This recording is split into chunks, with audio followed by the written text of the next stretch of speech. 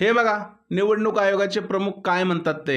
क्या अपनी माताओं, बहुओं, बेटियों सहित किसी भी मतदाता की सीसीटीवी वीडियो चुनाव आयोग को साझा करनी चाहिए क्या? ऐकलत ना तुम्ही.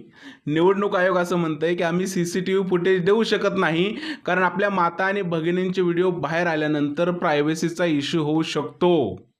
खरं तर हे निवडणूक आयोगाचे प्रमुख बोलत नाहीत, कोणता तरी राजकीय नेता बोलतोय असं वाटतंय. कारण एखाद्या प्रश्नाचं उत्तर द्यायला नसलं की अशा प्रकारची टोलवाटोलवीची उत्तरं कोण देतं, तर ते राजकीय पुढारीच देतात. ज्ञानेश कुमार यांचं हे उत्तर ऐकल्यानंतर माझ्या मनामध्ये एक प्रश्न निर्माण झाला आहे की खरंच एवढा प्रायव्हसीचा इश्यू होता तर सीसीटीव्ही फुटेज लावताना महिलांची परमिशन घेतली होती का, की नक्की हे सीसीटीव्ही लावलेतच का. साधारणतः यासाठीच लावले असतील ना, की निवडणुकीत काही हेरफेर झाली तर पुरावा राहावा किंवा तिकडं सुरक्षेचं काही कांड झालं तर पुरावा राहावा म्हणून.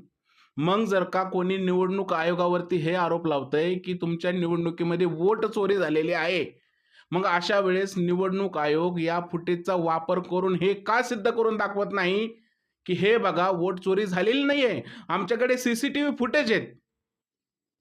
पुरावे दाखवायचं सोडून ते पुरावे नष्ट कसे होतील या मागं निवडणूक आयोग का लागलेला आहे.